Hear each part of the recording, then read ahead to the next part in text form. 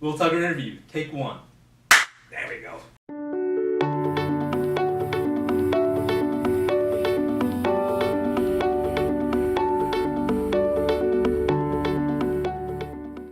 Great. So, Will Tucker, four-time natural bodybuilding champion, yeah, America's fitness trainer, America's vegan trainer. You gotta put the V word in America's there. vegan fitness Right. trainer, and owner of WTF.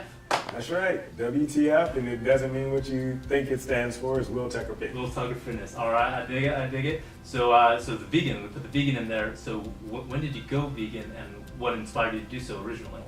I went vegan 6.5 years ago. On October 1st, this year, 2018, will be my 7th year veganversary. I count them like birthdays, so I remember October 1st quite well, 2011. That's when I went vegan. But actually, it started 5 years prior to that. When I first went vegetarian. It was actually Thanksgiving Day 2006. Long story short, I'm originally from the Midwest, so I grew up meat and potato country. And I, with downsizing my job, wound up relocating to the West Coast, Arizona. And it was a bunch of us that had a traditional Thanksgiving dinner on Thanksgiving 2006. So you leave there with this big plate of leftovers, as I did, got back to my apartment. And I'm flipping through the channels, and I wound up on a National Geographic channel. And there's a documentary on about animals being born and the connection between the baby and the mom. And after something drew me into it, and I watched the whole entire documentary, and at the end of it, I literally thought to myself, I'm eating somebody's baby. And I threw every piece of meat I had out of my house that day, Thanksgiving 2006. Now, I still did cheese, which we know has addictive properties to it, and eggs in a limited amount. And of course, they sneak dairy into everything in the form of whey or casing or whatever. So I wasn't as diligent reading labels. However, October 1st, 2011, as I mentioned, I decided to challenge myself to go that entire month without consuming any cheese or eggs, or be a little more conscientious about reading labels. So 2 weeks in, I never felt better, and I haven't looked back since. And so that's awesome. That's amazing. Were you lifting before you turned vegan? Yeah, I was already lifting, and I was competing. I started competing in 2009 as far as competitive bodybuilding. However, until I went 100% vegan, that's when I won my first title. Oh wow! So you saw actually a boost once you adopted a plant-based diet. Absolutely, yeah. The recovery, the energy levels, and the intensity of my workouts just were off the charts. Once I got the eggs and cheese out of my life, it changed me physically, mentally, spiritually, in every kind of way. But vegans can't be strong. Can't build muscle on a plant-based diet. No, we know we can't do that. You're right. You got rid of eggs, got rid of cheese, got rid of meat. Now everyone's wondering, where do you get your protein? Uh-oh, there's the question. See, usually I go off when people ask me where I get my protein, but I go ahead and answer you. I get it from plants, the same place most people's protein gets their protein from. Right. I just skip over the middle moo, as Dr. Greger says. I jump over the cow and go straight to the source, which are plants grown from the earth. The middle movers, I like that. But you're competing against people who are eating meat, and do you see any differences, or how does that affect your workout regime? In the beginning, I thought it was going to be difficult. When I first made the transition, even going vegetarian. And then when I went 100% vegan, and like I said, this was 2011, and Borders Bookstore was still around at that time, and I saw a book in there entitled Vegan Bodybuilding Fitness by a good friend of mine, Robert Cheek. He's the author of that book.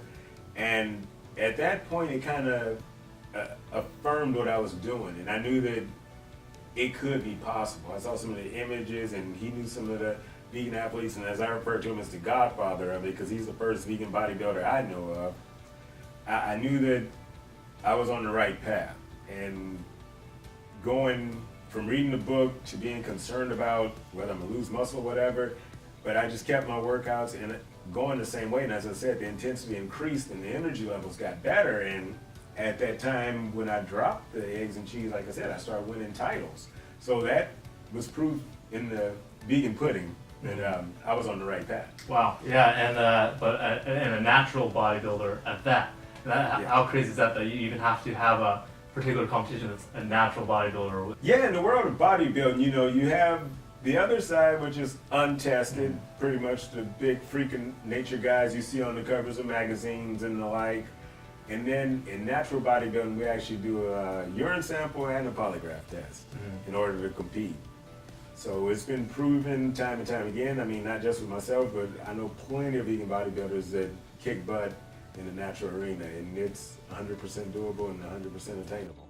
So are there any different plant sources that help you with recovery?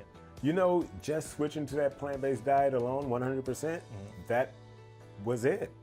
Like I said, my recovery was minimal, if any, and the energy and the intensity of my workouts really took off.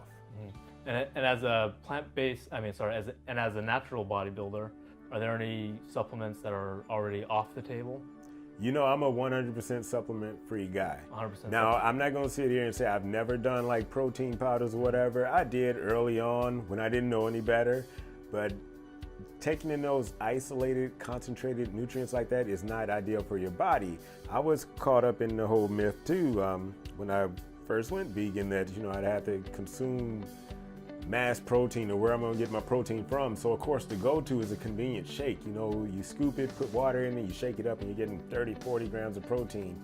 Whether it's whey, casein-based or plant-based, it's not necessary. You can get what you want to focus on are amino acids, and you can get those from a whole food plant-based diet. And I'm a high raw guy. I consume a lot of fruits. That's kind of my main source of calories and nutrition. And everything that you need is there in fruit, especially with high water content fruits. That's your best bet. That's what fuels me through my workouts. And, you know, I've proven that you can build muscle consuming it. Do you get a lot of critiques in the gym like that with other bodybuilders? Or they rough around with you? Well, you know, people are gonna mess with you, and that's fine, you know. But you can't take away my resume, what I've proven and what I've done. So regardless as to, you know, jaw jacking or whatever between the guys, that's fine. You know, I tell them, keep eating your chicken, keep eating your tuna, keep eating your eggs. Those things that have been proven time and time again that they're directly correlated with, you know, the nation's leading killers, heart disease, cancer, diabetes, stroke. Those things are directly related to the dietary choice to consume those animal proteins. In fact, red meat is now considered a class 1 carcinogen. So I think I'm on the right path, and these guys need to probably reevaluate what they're doing. Yeah. So we're talking about a lot of different identities. We're talking about, you know, masculinity. We're talking about being a bodybuilder, who you are, and also culturally, how do you feel that's received by other people in the community? Up until recently, there was a misconception that, you know, vegan's only a white thing. Heard all those before. As far as masculinity, you know, the thing is, guys always think meat makes them manly. I mean, so you're proving dominion over some innocent animal by the fact that you're consuming their flesh or secretions. How does that make you a man? The fact that you're going into a supermarket alone and buying it, that it's been, you know, slaughtered and prepared and pretty much packaged for you. If you were such a manly man, go out and, you know, bite into it in its natural habitat. Go out there and try to take on a pig or a cow or whatever and just bite into its flesh and take it that way since you're such a man. No, the thing is, guys want it packaged and pretty, and all it is the seasonings, which are plant-based that they put on there to give them flavor. That's what people are attracted to. They're not attracted to eating actual flesh, because if they were, we'll be catching them animals in the wild and just eating them in that way, like, you know, certain animals do that are truly carnivorous. As far as the cultural aspect, I get exactly what you're saying, how, you know, when I first did it, especially, you know, 7 years ago, you know, people's like, oh, well, you moved out to Arizona and now you're doing this white thing. You're eating fruits and vegetables, trying to be healthy. Shame on you, you know? So I just really try to be an example, because of the fact when I go back to home, and like I said, I'm Midwestern guy, I'm from East St. Louis, Illinois originally, and I see people, my 30-year high school reunion is coming up, and I see so many people dealing with debilitating disease that is directly, you know, attributed to what's on the end of their fork. And it's like, if you just make some simple changes, your life could improve. You won't be living off of prescription meds day to day. I've seen it with my own eyes with my grandmother. She took medications daily. And where we come from, we think that's normal because of the fact there aren't, you know, any really good, solid, healthy food stores in the inner cities.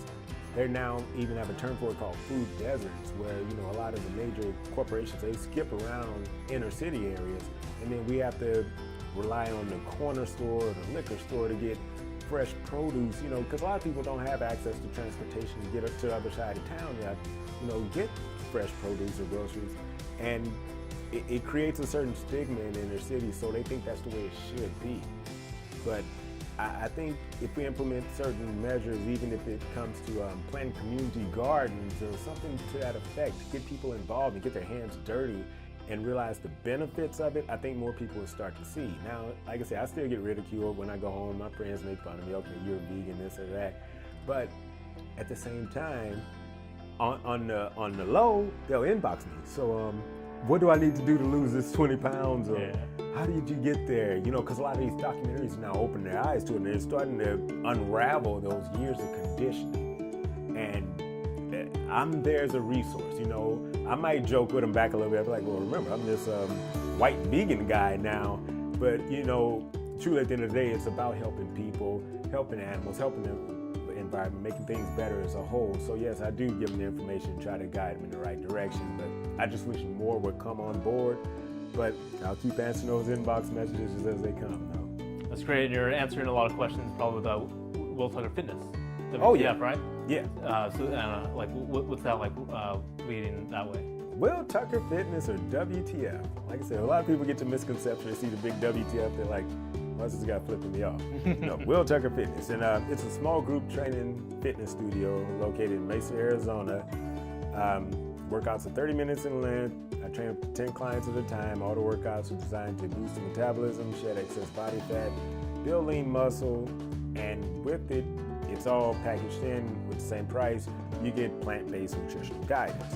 I truly focus on getting people healthy on the inside as opposed to aesthetics. If you fix them on a cellular level by getting them to switch to a whole food plant-based diet, which just awakens the body, everything else aesthetically will come into play.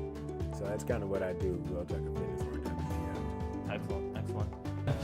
So Will, you're telling me that you have an ongoing event that you co-host in Mesa.